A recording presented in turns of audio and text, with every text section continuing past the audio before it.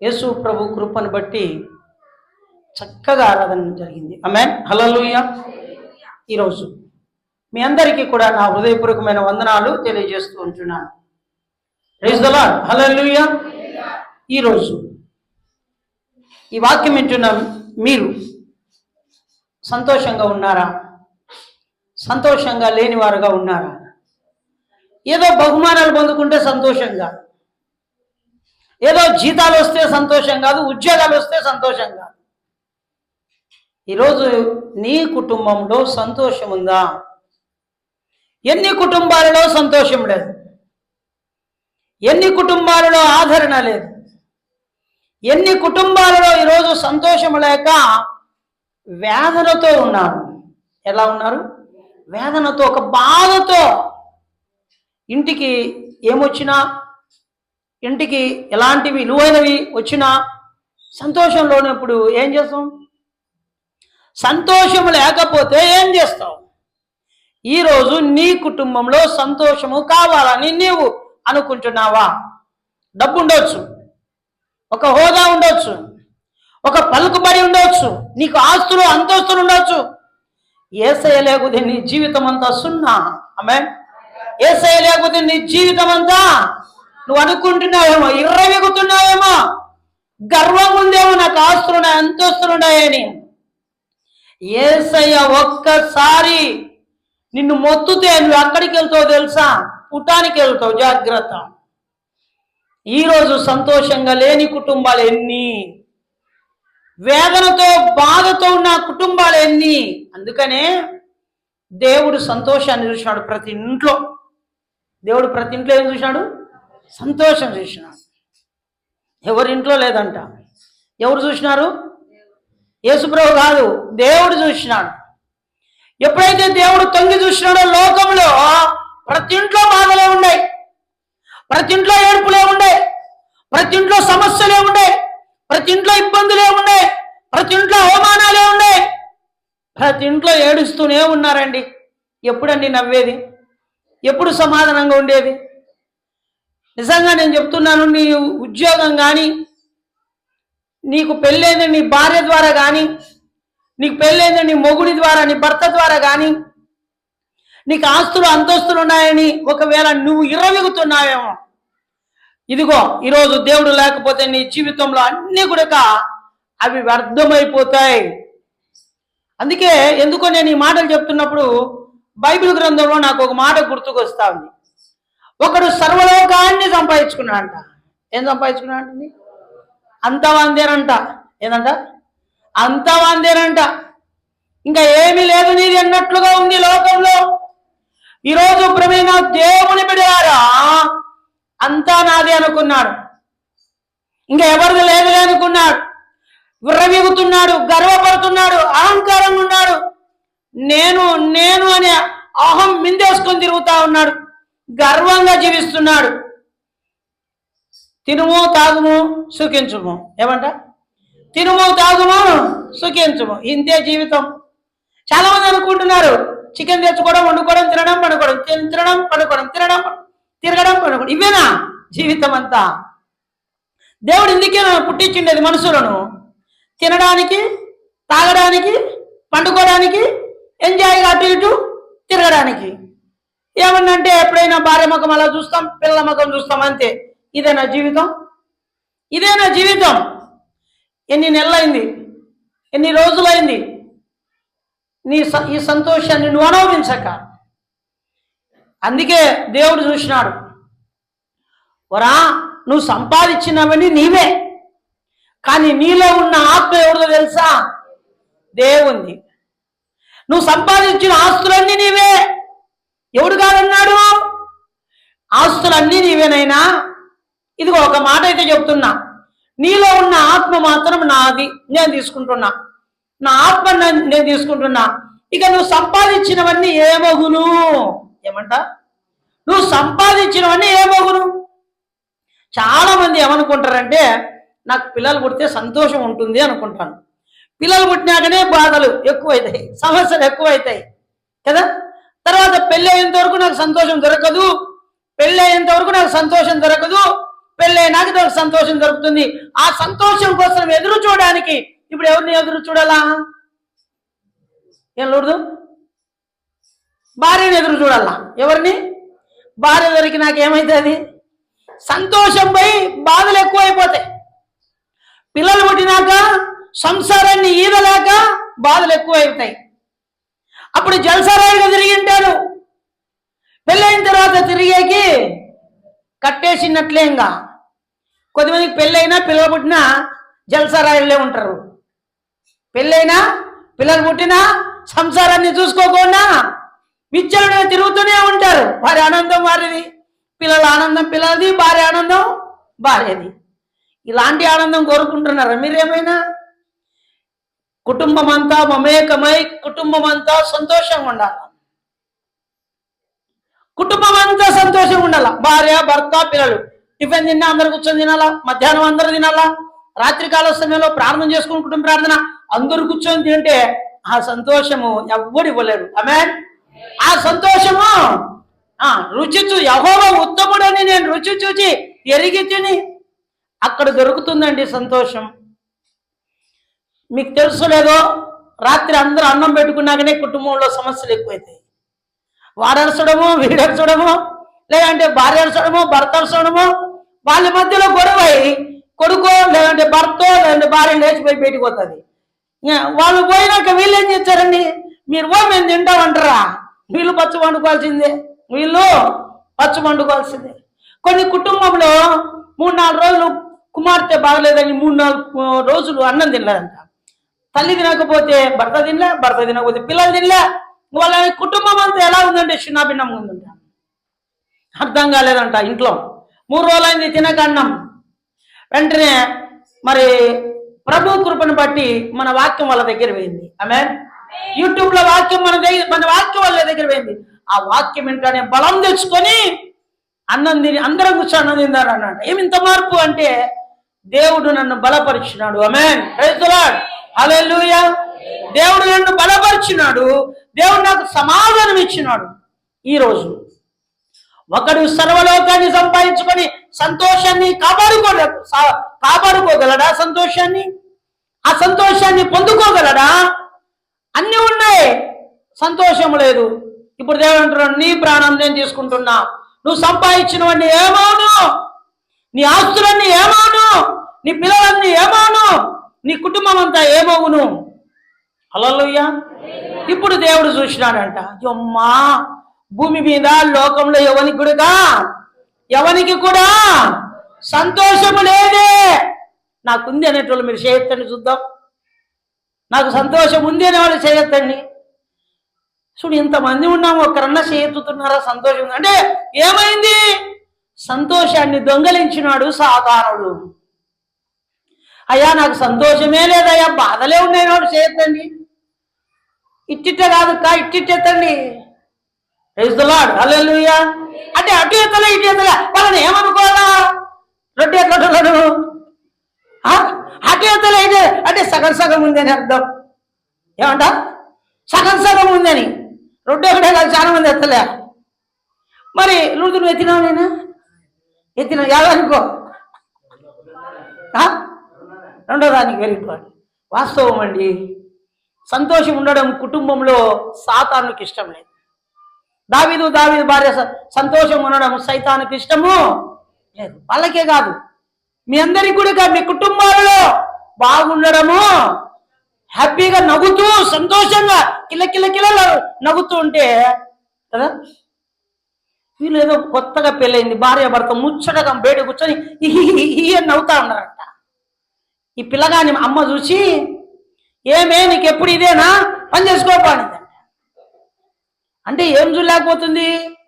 కోళ్ళని కొడుకును నవ్వుతూ ఆనందంగా చిలక గోరెంకలాగుంటే ఏమొద్దంటుంది ఆమె? ఈ నవ్వాపు పని చేయకపోయి అంటే నవ్వడం గుడిక లోకానికి ఇష్టం లేదు. సంతోషంగా హ్యాపీగా ఉండండి. మీరు ఎవరైనా కానీ మీ మీద అప్పుడే సాతోడు ఏం చేస్తాడు తెలుసా? బురద చల్లుతాడు. ప్రభు కృపను బట్టి నాకు అన్ని ఆరోగ్యం ఉన్నాం, మేమంతా బాగున్నామని ఈరోజు అనండి. అంటేనే సాతానుడు లేరా కొండిగా అని చెప్పి ఏమంట ఏదో ఒక సమస్య మీ ముందుకు తీసుకొచ్చి పెడతాడు. అన్నా ఇప్పుడేంటి బాగున్నామని అప్పుడే సాతానుడు వచ్చి మా ఇంట్లో స్విచ్ పెట్టాన్నా, స్విచ్ పెడతాను. ఇప్పుడు ఏం చేయాలా? స్విచ్ ఆన్ చేయాలంటే ఏం చేయాలా? వాడు ఆన్ చేసాడు, ఆఫ్ చేయాలి. ఇప్పుడు ఆఫ్ చేయాలంటే ఏం చేయాలా? చూసే దేవునికి, వినే దేవునికి, మాట్లాడే దేవునికి కదా, నీకు జవాబిచ్చే దేవునికి నువ్వు మోకాల్లో ఇంగి తండ్రి అంటే నా కుమారుడా అంటాడు. ఆమేన్.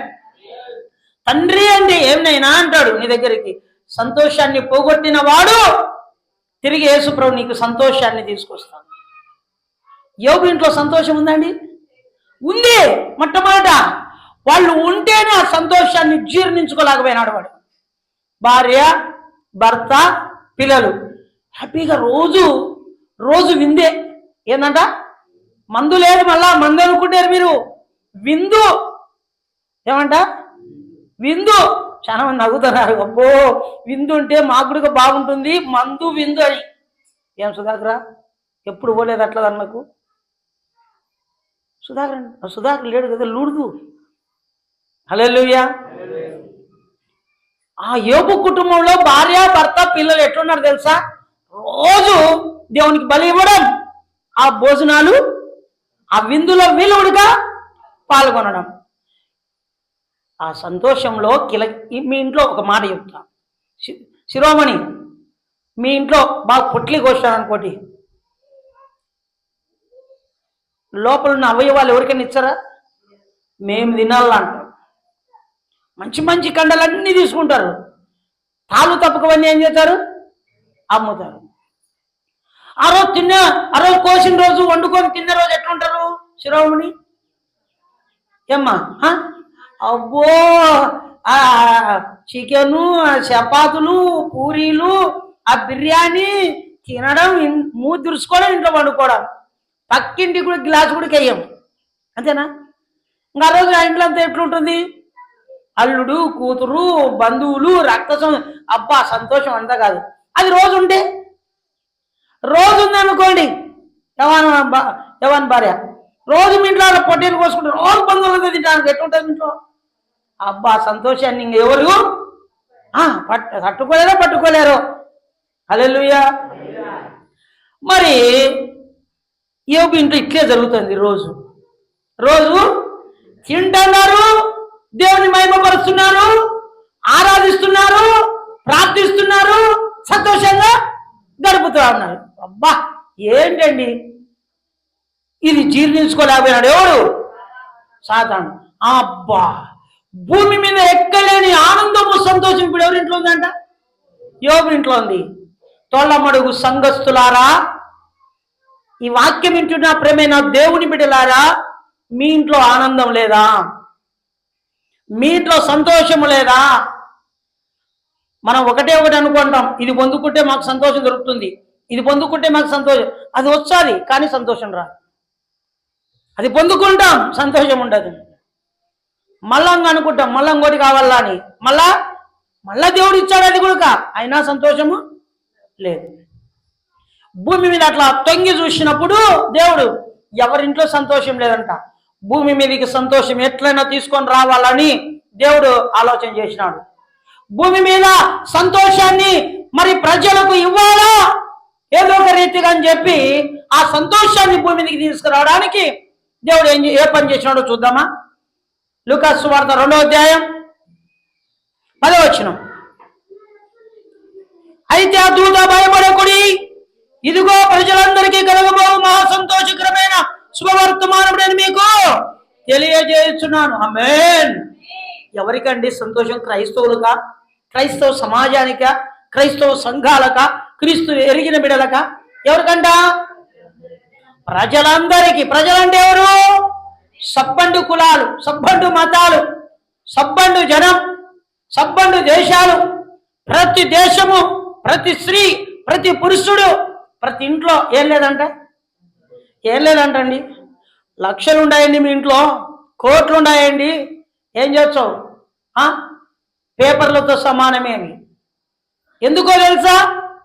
మీ ఇంట్లో ఏం లేదు, సంతోషం లేదండి. ఆ సంతోషమే ఈ రోజు ప్రజలందరికీ కలుగు మహా సంతోషకమైన శుభవర్తమానము ఎక్కడ తీసుకొస్తున్నాడు దేవుడు? భూమి మీదికి. ఆమేన్. Praise the Lord. హల్లెలూయా. అయ్యా నాకు సంతోషం కావాలనేటోళ్ళు చేయొద్దండి. నాకు సంతోషం కావాలనేటోళ్ళంతా ఏం ఎలిసా ఎత్తుదామా వద్దా అనుకున్నాడా? ఉంది, నీకు ఇస్తాడు దేవుడు. ఆమేన్. ప్రతి ఒక్కరికి ఇచ్చాడా? ఇడా నమ్ముతే గిటిగా హల్లెలూయా చెప్పండి. సంతోషం కావాలంటే హల్లెలూయా చెప్పండి. వద్దనంటే హల్లెలూయా చెప్పండి.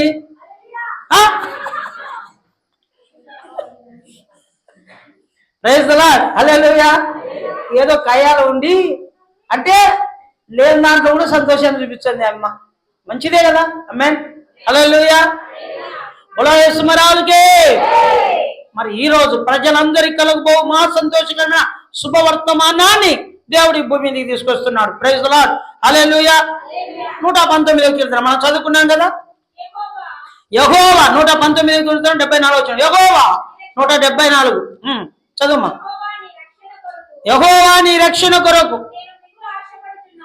నేను మిగులు ఆశపడుచున్నాను, నీ ధర్మశాస్త్రము నాకు సంతోషకరము. ఆమేన్. ఎలాగంటండి సంతోషము?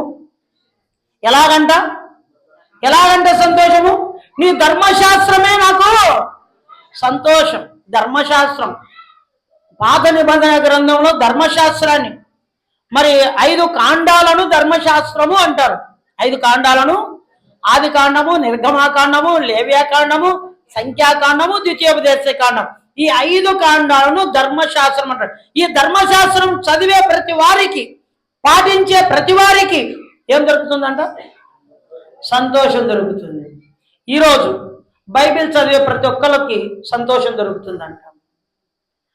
బైబిల్ చదివే ప్రతి వారికి వాక్యము ఎవరై ఉన్నారండి? Very good.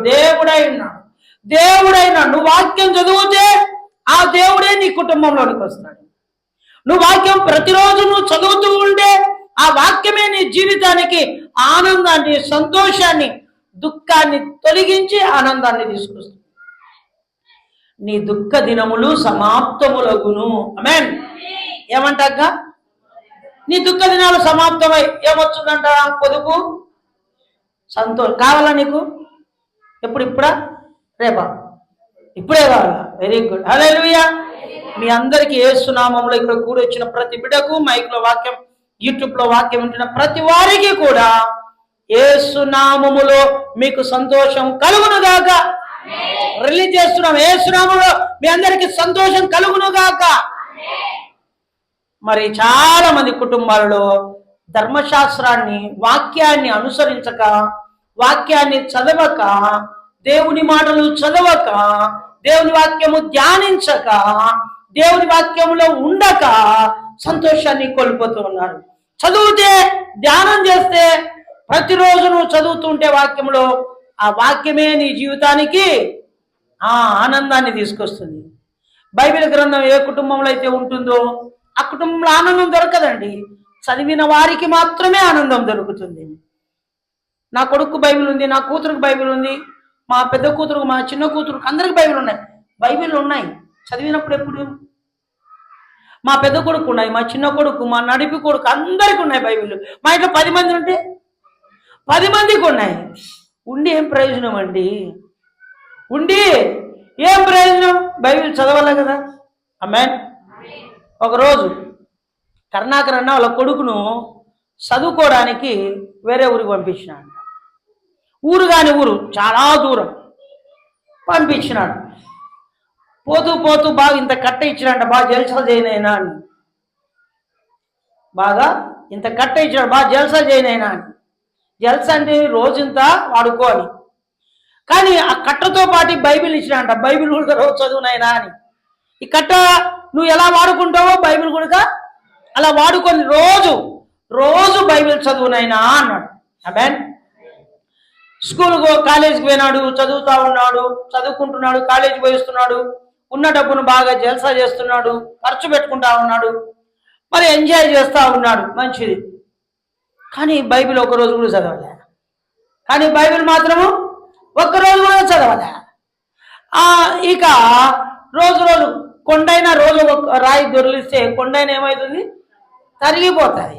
ఇంత కట్ట తీసుకొని పోతే రోజు ఒక పేపర్ తీసుకున్నా, రోజు ఒక 500 నోటు తీసుకున్నా కట్ట ఏమైపోతుంది, 1,00,000 అనేది ఉంది. 1,00,000లో 500 తీస్తే ఎంత ఉంటుంది రెడ్డి?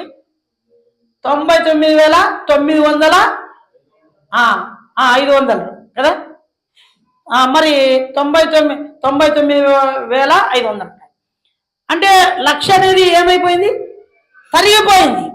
ఇక రోజు అలా తీస్తూ ఉంటే ఏమైంది, అంతా అయిపోయింది. దిక్కు తెరుచలే. బయట పోయి కొంచెం అట్లా చూడు, మా పిల్లలు అరుస్తున్నారు.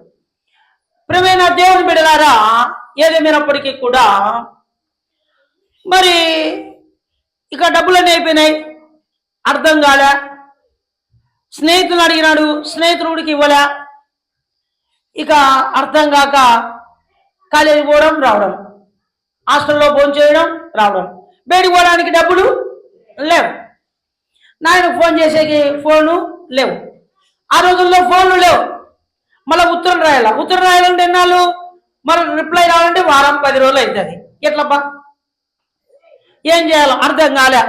ఏమోలే బైబిల్ చదివితే బాగుంటుంది అని చెప్పి తుప్పు పట్టిన బైబిల్ను కదా, ఏమంట, తుప్పు పట్టిన బైబిల్ను ఆ దుమ్మంతా దులిపి మొదటి ఆదికాండం తీసినాడు, మొదటి అధ్యాయం చూసినాడు, తీర్చాడు. 500 రూపాయలు ఉంది. ఆమేన్. అక్కడ ఏముందంట, 500 రూపాయలు. అధ్యాయం అంతా చదివి 500 జోలు పెట్టుకొని పోయినాడంట. మళ్ళా ఇంకో పేపర్ మరుసటి రోజు తీర్చే 170 అంట. వాళ్ళ తండ్రి మరి ఏం చేసినట్టే బైబిల్తో పాటు పేపర్కు బైబిల్లో ఏం పెట్టినాడు, అన్ని 500 నోట్లు. ఇప్పుడు ఏమని, 500 నోట్లు కావాలా నీకు బైబిల్ కావాలా? బైబిల్ చదువుతూ ఆ నోటు తీసుకో. బైబిల్ చదువుతూ ఆ నోటు అంటే సంతోషాన్ని నువ్వు కోల్పోవద్దు. ఆమేన్. హల్లెలూయా. సంతోషాన్ని నువ్వు కోల్పోవద్దు. ఈరోజు ధర్మశాస్త్రం నీకు నీ కుటుంబానికి ఆనందాన్ని తీసుకొస్తుంది, సంతోషాన్ని తీసుకొస్తుంది. వినుట వలన విశ్వాసము కలుగును, అవి దేవుని మాటలై ఉండాలి. ఆమేన్. అవి ఏమై ఉండాలంట, దేవుని మాటలై ఉండాల. చూడండి అక్కడే కీర్తనలు 119వ కీర్తనే మరి 24వ వచనం. నీ శాస్త్రములు నాకు సంతోషకరము, అవి నాకు ఆలోచనకర్తవై ఉన్నవి. ఆమేన్. నీ శాస్త్రం నాకు సంతోషం. దేవుని యొక్క శాసనం, దేవుని యొక్క ఆజ్ఞలు, దేవుని మాటలు మనిషికి ఏం తీసుకొస్తున్నాయంట, సంతోషాన్ని తీసుకొస్తాయి. ప్రభునందు ఆనందించండి. మరలా చెప్తున్నాను, మీరు ఆనందించండి. ఈరోజు ప్రవీణ సహోదరి సహోదరుడా, అయ్యలారా అమ్మలారా, దేవుడు మనందరితో మాట్లాడుతున్నాడు. అయితే ఏమన్నాడు, నీ శాస్త్రములు నాకు సంతోషకరములు, అవి నాకు ఆలోచనగా కర్తలై ఉన్నవి. చూడండి, దేవుని యొక్క శాసనాలు, దేవుని యొక్క ఆజ్ఞలు, దేవుని యొక్క మాటలు మనుషులకు సంతోషాన్ని తీసుకొస్తుంది, ఆనందాన్ని తీసుకొస్తుంది. ఈరోజు మరి నీ దుఃఖాన్ని దేవుడు తొలగించబోతున్నాడు. ఈరోజు ఇక నీ బాధలు నీ కుటుంబంలో ఉండవు, సమస్యలు నీ కుటుంబంలో ఉండవు, నిట్టూర్పులు, ఏడుపులు, కన్నీళ్లు, రోదన, వేదన, బాధ, సమస్యలు ఇక ఉండవు నీ జీవితంలో. ప్రేమైన దేవుని బిడ్డలారా, నువ్వేం పొందుకుంటావంటే, ప్రభువుని ఎప్పుడైతే నువ్వు స్వీకరిస్తావో, దేవుని వాక్యం చదవడానికి నువ్వు ఎప్పుడైతే ధ్యానం చేస్తావో, ఎప్పుడైతే దేవుని వాక్యంలో నువ్వు ముందుకు వెళ్తావో, అప్పుడే నీ జీవితంలో ఆనందాన్ని పొందుకునేవాడుగా ఉంటావు, సంతోషాన్ని పొందుకునేవాడుగా నువ్వు ఉంటావు. ఒకవేళ నీ భార్య ద్వారా నీకు సంతోషం లేదేమో, ఒకవేళ నీ భర్త ద్వారా నీకు సంతోషం లేదేమో, ఒకవేళ నీ పిల్లల ద్వారా నీకు సంతోషం లేదేమో, ఈరోజు నీ కుటుంబంలో సంతోషము లేని దినాలుగా అవి ఒకవేళ ఉన్నట్లయితే, ప్రేమైన దేవుని బిడ్డలారా, దేవుడు నీతో మాట్లాడుతున్నాడు. నీ జీవితంలో సంతోషాన్ని దేవుడు తీసుకొస్తున్నాడు. ఆమేన్. హల్లెలూయా. కాబట్టి ప్రేమైన దేవుని బిడ్డలారా, ఈరోజు అతి ఆనందము, అతి సంతోషం కావాలంటే దేవుని దగ్గరికి రా. ఆ యేసు ప్రభువు వారు నీ జీవితంలో నీకు సంతోషము ఇవ్వగలడు. ఈ సంతోషము నీకు కావలెనా, ఈ సంతోషము నీకు కావలెనా, నేడే యేసు నొద్ద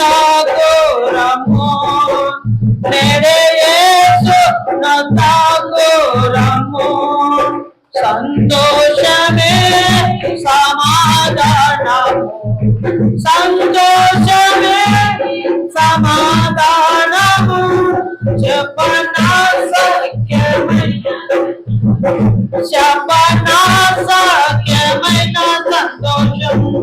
ప్రియమైన దేవుని బిడ్డలారా, ఏదేమైనప్పటికీ కూడా సామెతలు 11వ అధ్యాయము, సామెతలు 11వ అధ్యాయం 10వ వచనం చూడండి.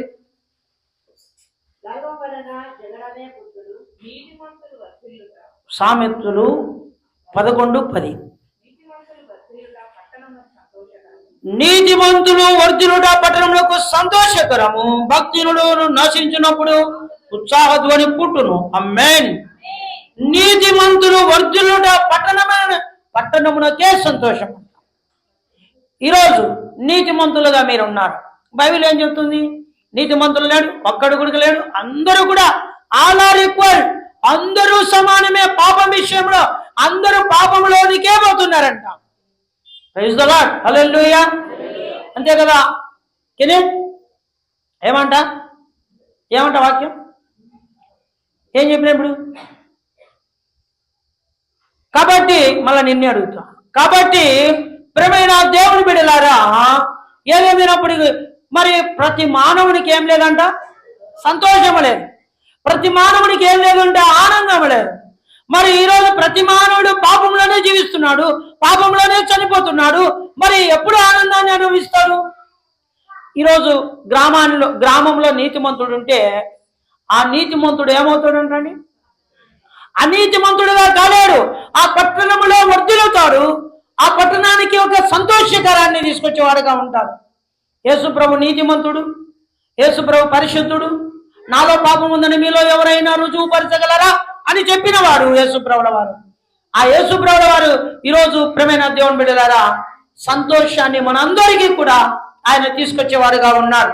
అందుకనే మనం చదవబడిన మాట, నీతిమంతుడు వర్ధిల్లుట పట్టణానికే ఏముందంట?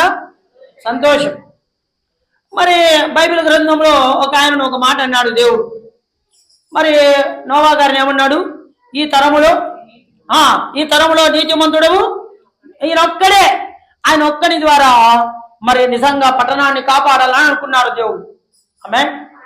ఈరోజు మన కుటుంబాలలో కూడా కదా, మరి ఏదేమైనప్పటికీ కూడా సొదొమ గొమొర్రా పట్టణాన్ని కూడా దేవుడు కాపాడాలనుకున్నారు.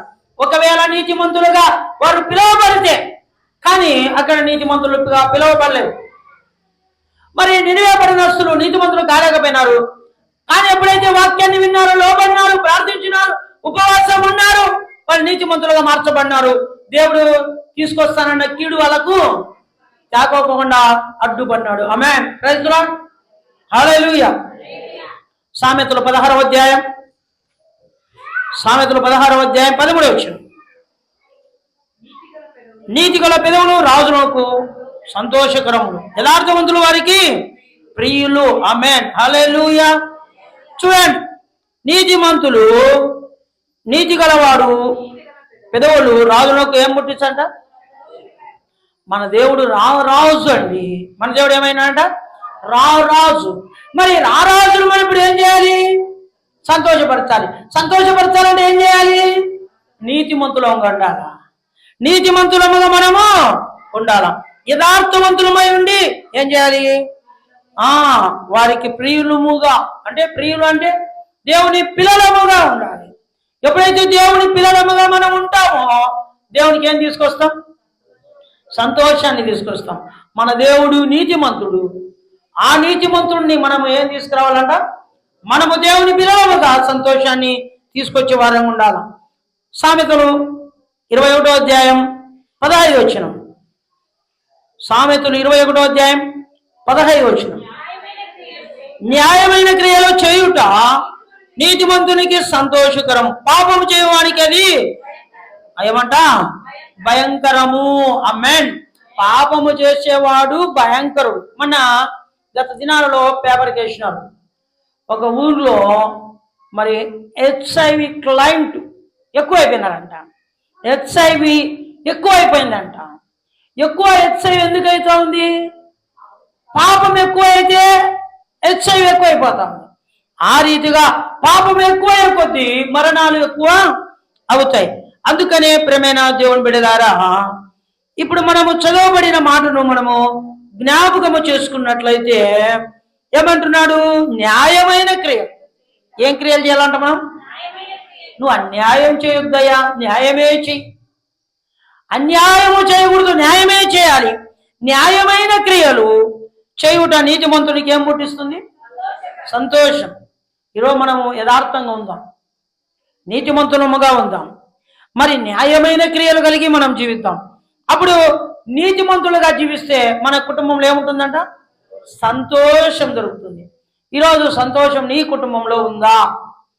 మరి నీ కుటుంబంలో సంతోషం కావాలంటే నువ్వేం కావాలా? న్యాయమైన క్రియలు చేయాలా.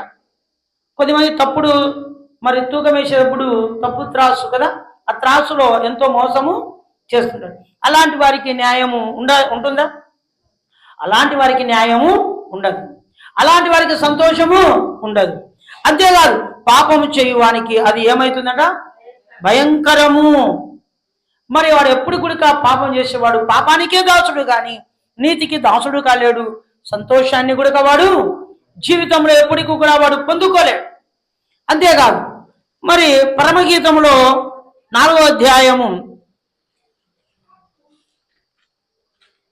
పరమగీతములు 4వ అధ్యాయం 10వ వచనం చూడండి. సహోదరి ప్రాణేశ్వరి, నీ ప్రేమ ఎంత మధురము, ద్రాక్షరసము కన్నా నీ ప్రేమ ఎంతో సంతోషకరము. నీవు పూనుకొని పరిమళ తైలము వాసనగా సకల గంధవర్గముల కన్నా సంతోషకరము. ఆమేన్. Praise the Lord. హల్లెలూయా. సహోదరి ప్రాణేశ్వరి, ఏమంట? నీ ప్రేమ ఎంతో మధురము. ఏమంట? ప్రేమ ఎలాగుందంట? మధురంగా ఉందంట. కొత్తగా కోళ్ళు ఇంటికి వచ్చి ఎట్లా చూసుకుంటాం? ప్లేట్లు కడగనీయం, కసులు కొట్టనీయం, అంట్లు ఏం దోమియం కదా, మంచం దిగనీయం.